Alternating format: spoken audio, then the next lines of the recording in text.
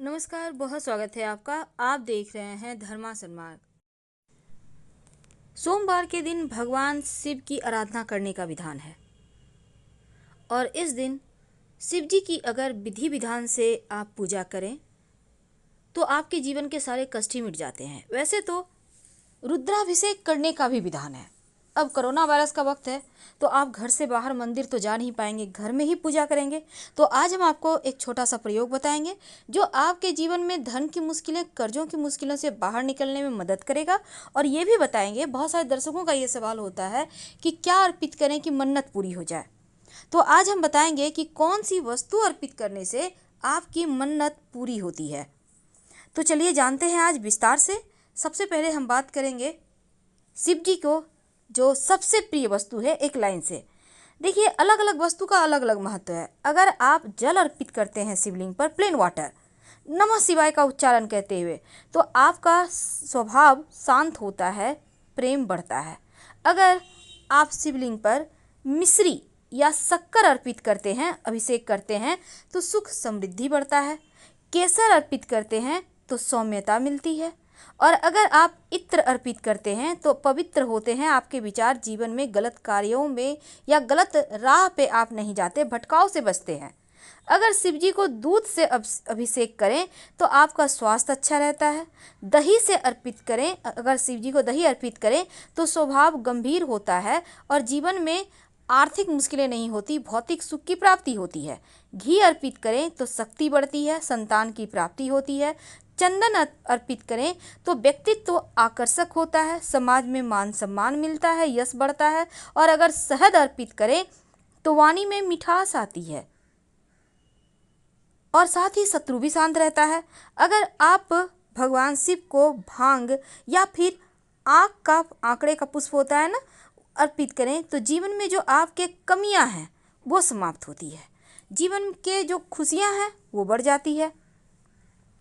तो एक और छोटा सा प्रयोग देखिए, शिवलिंग पर अगर आप जल में कुसा घास डालकर अर्पित करते हैं तो बड़ी से बड़ी बीमारियों से भी मुक्ति मिल जाती है। अगर आपके घर में कोई बीमार है तो उनको आप छुला लें, ये लोटा में जल आप ले लें, उसमें कुसा घास डाल के और फिर जाकर शिवलिंग पर अर्पित कर दें। अगर बहुत गंभीर बीमारी है तब रविवार की शाम में या रात में आप पीपल के पत्ते 3 या 5 की संख्या ले लें, जल के लोटे में डालकर ढक दें, जो व्यक्ति बीमार हैं उनके सिरहाने रखकर, और फिर जाकर शिवलिंग पर अगले दिन सुबह अर्पित कर दें तो गंभीर से गंभीर समस्या, बीमारी समाप्त हो जाती है। और साथ ही अगर दही से अभिषेक करते हैं तो सिर्फ भौतिक सुख सुविधाएं तो बढ़ती ही है, लेकिन गन्ने के रस से अगर अभिषेक करें तो लक्ष्मी की प्राप्ति होती है। और अगर आप तीर्थ जल यानी कि गंगा जी के जल से शिवलिंग का अभिषेक करते हैं तो फिर मोक्ष की प्राप्ति होती है। जल में अगर इत्र मिलाकर अभिषेक करते हैं तो रोग नष्ट होते हैं। और अगर पुत्र संतान की चाहत है तो आप दूध से अभिषेक कीजिए, मनोकामनाएं पूर्ण होती है। अगर दूध में चीनी मिलाकर अर्पित करेंगे तो सद्बुद्धि की प्राप्ति होगी, गलत राह, गलत भटकाव से बचिएगा। और घी से अर्पित करने से वंश वृद्धि होती है। शहद से अर्पित करने से पाप क्षय होता है। कच्चे चावल अर्पित करें तो धन संपत्ति बढ़ता है। अगर जल में तिल डालकर अर्पित करें तो पापों का नाश होता है, राहु केतु शांत होता है। अगर जौ अर्पित करें तो लंबे समय से चली आ रही परेशानी दूर होती है। गेहूं अर्पित करें तो पुत्र गुणवान होता है। और साथ ही अगर शिवलिंग पर आप भौतिक सुख सुविधाएं अगर चाहते हैं तो गंगा जल में ही थोड़ा सा ही सही पर डालकर अर्पित करें। समी के पेड़ के अगर पत्ते अर्पित करते हैं तो सभी दुखों से मुक्ति मिलती है। और शिवलिंग पर गाय के दूध से बने जो घी होता है उसको अर्पित करने से हर कष्ट दूर होते हैं।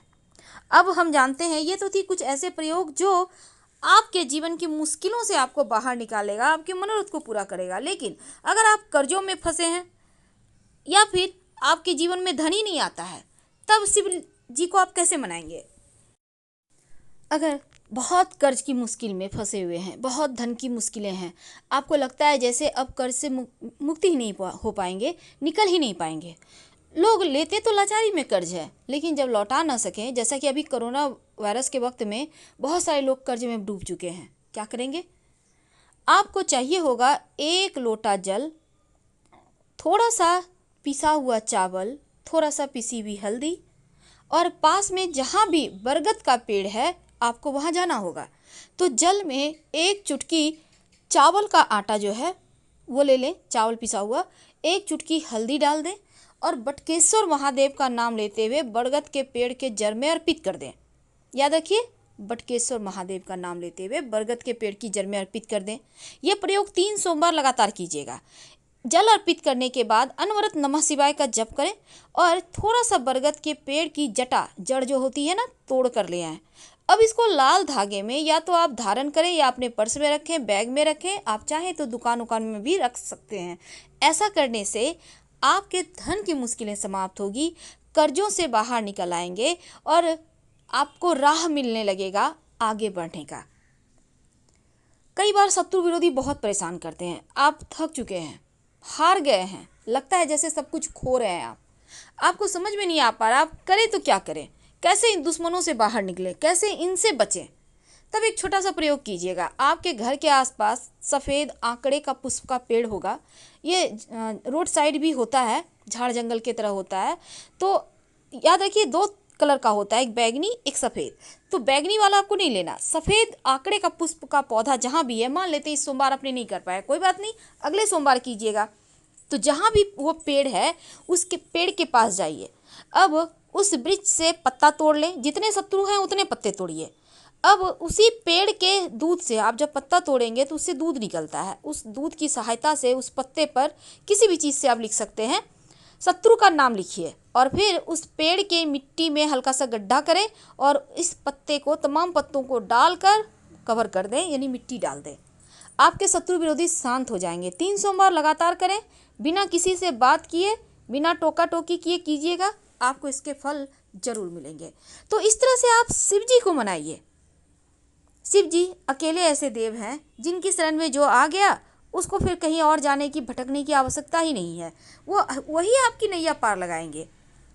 शिव जी को आप सिंपल तरीके से अपनी मन्नत के अनुसार वस्तु अर्पित करें और फिर देखिए कैसे चमत्कार होता है। लेकिन सबसे अंत में एक और बात, देखिए शिव जी को आप जैसे भी पूजा करें, घर में आप पूजा कर सकते हैं, उनको अगर आप कमल का पुष्प अर्पित करते हैं तो फिर ये समझ लें कि आपकी मनोकामना पूर्ण होती है। लेकिन दूसरी तरफ अगर आप शिव जी को लाल गुड़हल का पुष्प अर्पित करते हैं तो शत्रु शांत होते हैं। अगर बेले का पुष्प अर्पित करते हैं तो जीवन में खुशियां आती हैं। अगर नारियल अर्पित करते हैं तो आपका मन बेहतर होता है, मानसिक समस्याओं से बाहर आते हैं। लेकिन नारियल का पानी फोड़कर मत चढ़ाइएगा शिव जी पर।